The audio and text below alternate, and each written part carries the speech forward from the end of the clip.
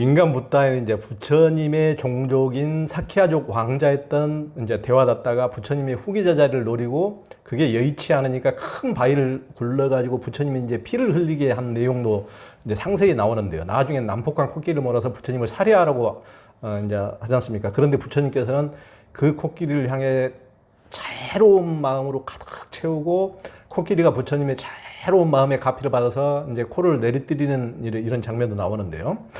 그런 자비스러운 모습이 이제 선불교에 와서는 많이 어떻게 보면 사라진 듯한 느낌도 받거든요. 오히려 선불교는 이제 활발한 기상, 자유로운 모습은 이제 많이 보여지긴 하지만은 비폭력적이고 자비스러운 모습은 보이지 않고 이제 선생들이 오히려 이제 기상이 넘치다 보니까 호전적이고 방향무인한 모습을 보이기도 하는데요.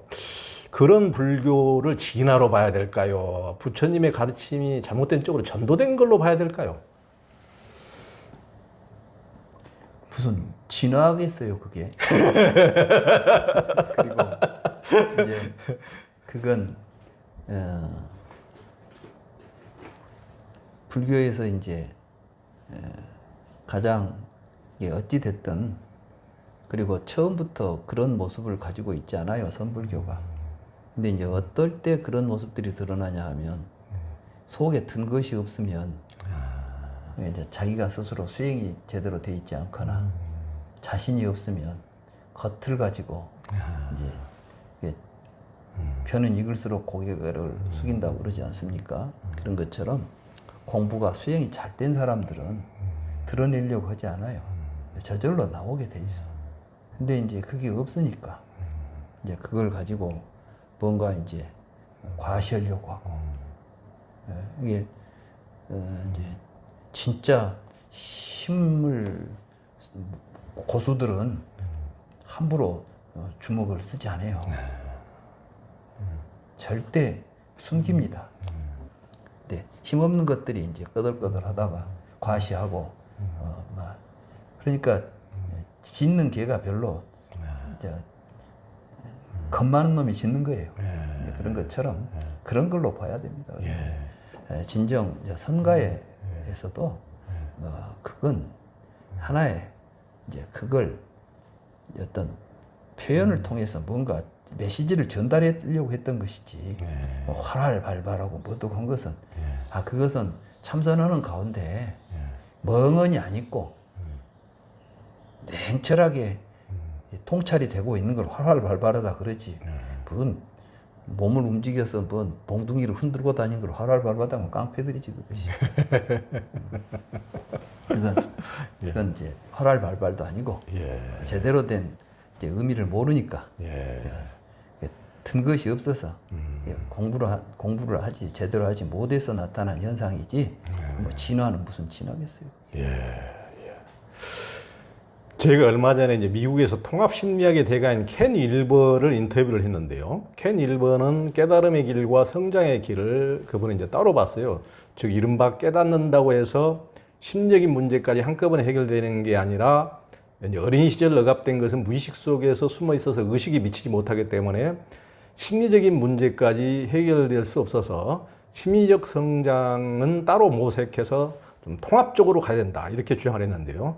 교수님께서는 그런 주장을 어떻게 보십니까? 뭐 옳은 생각이라고 봅니다. 한순간 깨달았다고 해서 모든 문제가 해결되겠어요. 우리의 삶이라는 것은 우리 의식 자체가 부처님도 그렇게 말씀하셨죠. 업이 쌓여 있는 거예요.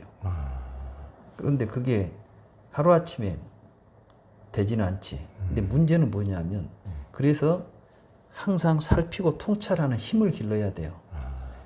그러면 뭐가 있냐면 무의식 중에 있던 것들이 튀어나올 때 곧 알아차려요. 그렇게 해서 그것들을 소멸시켜 갑니다. 그래서 이제 불교 수행은 견도부터 시작을 해요. 견도라는 것은 안다, 이제 봤다는 거야. 알긴 알았지만은 아직 거기에서 할 일이 있는 거예요. 아까 저번 이야기는 처음에 견도 이야기 한 거예요. 연기 그 도리를 내가 이해했다고 해서 끝나지 않아. 이제 그 도리를 가지고 사는 거야. 그러는 가운데 뭐 우리가 이제 윗바사나를 한다거나 이런 하는 작업들이 전부 다 이제 그 윗바사나의 핵심이 뭐냐면 내 안에서 일어나는 사건들, 일어나는 일들을 내가 놓치지 않고 네. 계속 파악하고 지켜보고 예. 부처님의 가르침과 견주어서 예. 이것이 정당한 것인지 버려야 될 것인지 이런 것들을 항상 하는 거야. 네. 이런 작업들 하는 걸 수행이라고 그래요. 예. 이렇게 하면 이제 유학이라 학인이라 그러고 예. 이런 작업들이 끝났을 때 아라한이라 그래요. 예. 그러니까 아라한과 학인도 사실은 보면 하는 행동은 같아. 그러나 결국은 그 안에 아까 말한 대로 이런 것들이 완전히 다 이제 사라졌을 때는 이제 더 이상 애쓰지 않아도 되는 걸 무학이라 그래요. 애쓰지 않아도 돼. 그러니까 저절로 돼. 근데 이제 계속 살피고 조금만 방심하면 또 옛날 하던 짓 하고 있으면 이제 그걸 유학이죠. 이런 부처님 공부도 그래서 견도, 수도, 정도라고 하는 이제 단계별 수행이 있다.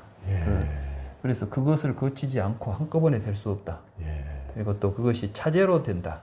그래서 1층, 2층, 3층, 4층을 찾으러 올라가는 것이지. 1층, 2층 건너뛰고 뭐 3층에 갈 사람이 1, 2층 안 가고 그냥 바로 갈 수는 없다. 그럼 부처님께서도 강조하신 부분입니다. 그 부처님이 연기법식으로 하면은 그것을 이제 제대로 통찰하면은 이것을 이제 그 무의식적인 것까지 이제 정화가 이제 될 수 있는 건데, 근데 이제 미국에서도 이제 동양의 이제 선불교도 그렇지만 티베트 불교도 그렇고 많은 불교가 이제 건너가서 이빠사나 쪽도 그렇고 이제 하는 것을 보면은 지난번에도 이제 뭐 거기서 명상가들도 많이 만나고 또 이제 책들도 많이 살펴보고 그러니까 그 하여튼 동양에서 온 수행법들이 정말 대단해서 이제 서양인들이 더군다나 엘리트들이 반하긴 하고 하는데 그 안에서 하여튼 심리적인 어떤 문제와 갈등이 없는 데가 없더라고요. 그걸로 전부 다 뒤집어진 경험들이 전부 다 있거든요. 그래서 하여튼 아마 켄 일버도 실은 연구만 한 게 아니고 그런 그 서로 다 종가바치라 다 친구들이더라고요. 그러니까 그 명상 계통의 동양 선사들 뭐 숭산 스님이나 이런 다 그 선사들하고 가깝게 지내고 모시고 또 공부를 했던 분들하고 다 친구들이다. 그런 아마 현실론에서 야 그렇게만 가지고 이렇게 되는 것이 아니구나. 현실적으로 굉장히 심리적인 문제를 가는 곳마다 워낙 많이 노정을 하니까 그런 이제 바탕에서 이런 것들이 이제 깨달음의 길과 성장의 길이 같이 통합적으로 모색하는 것이 필요하구나.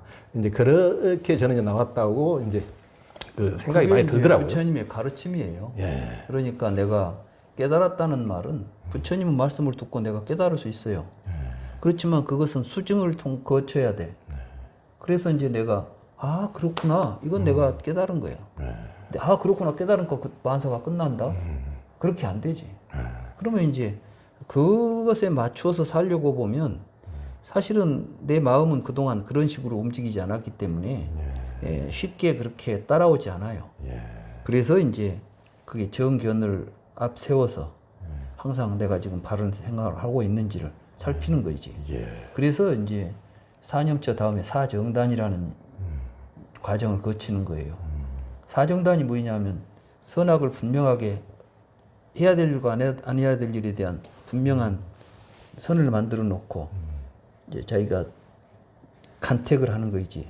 그래서 이걸 보고 이제 칠각지에서는 택법각지라고 하는 것이고 이런 그래서 부처님도 깨달음의 과정을 이야기할 때 37조도품 이야기도 하고 이런 것들은 전부 다 이런 이제 수행 그걸 수행이라고 하는 거예요. 이제 수행을 이야기하면서 그 뭐 한번 깨달음 그걸 끝이다 이렇게 이야기해버리면 중요한 건 뭐냐면 깨달아야 바른 수행이 된다는 거야.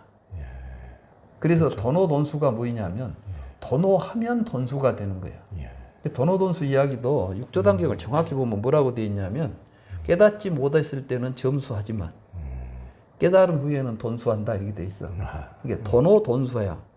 아직 깨닫지 못한 상태에서는 그 깨달음을 얻기 위한 과정에 여러 가지 이제 수행도 점수하지만 깨달음을 얻은 다음에는 도노 다음에가 수라는 말에 주목해야 돼. 수라는 건 뭐냐면 도노의 자리에서 계속 수증이 일어나고 있다는 이야기예요. 수행 안 한다는 이야기가 아니죠. 이게 돈수라고 하는 것은 그것도 수행이라니까. 근데 자꾸 돈수는 한번 깨달으면 할 것이 없이 된 줄 알고 있어. 예. 단박 깨치고 끝낸 줄 알아. 끝나는 법 없어. 예. 왜냐하면 사람이 사는 동안은 살아야지 끝나보면 이제 죽을 거야. 죽기 전에는 안 끝나니까. 너무 신비한데 예. 빠지지 말고 상식적으로 생각해 보세요. 그러니까 그 이제 하모드통 선사의 그 현정론을 보면 그분이 이제 정도전이가 하도 불교 죽이려고 불시잡견을 내 가지고 그것에 대한 이제 다른 논리로 현정론을 내셨는데 그 보면은 굉장히 그 인상 깊은 이런 게 나오더라고요. 보살은 성품을 비록 이미 깨달았으나 정은 아직 없어지지 않았기 때문에 각유정, 이제 각자가 정을 가지고 있는 각유정이라 이름하는 것이니 보살도 오히려 그러한데 하물며 그 나머지 사람들이겠는가.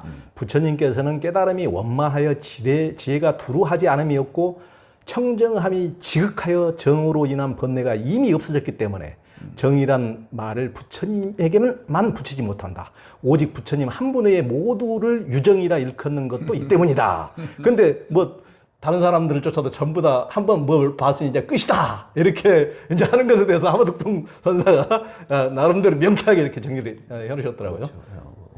하모득통 선사 같은 분이 아주 훌륭하신 또 당연히 그러니까 이제 공부를 제대로 하신 분들은 똑같은 이야기를 해요. 이게 하지도 않은 사람들이 이제 짐작되고 막 할 소리 못 할 소리 알아서 아무 소리나 하니까 문제가 생기는 것이지. 뭐 이야기 들어보면 공부를 제대로 하신 분들 말씀은 이치에 맞는 말씀이야. 안 그래요? 근데 그래서 부처님이 항상 이치에 맞게 생각하라.